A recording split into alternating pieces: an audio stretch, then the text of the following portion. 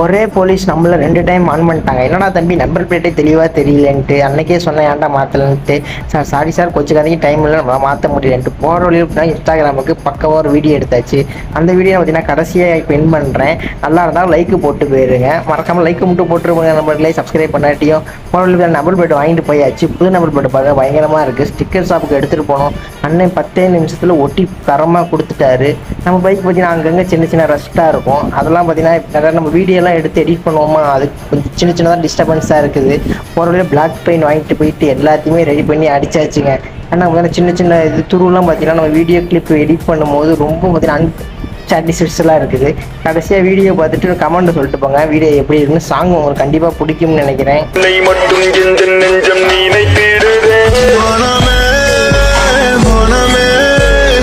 ஒரு பொண்ண தேடி நான் தொலைஞ்ச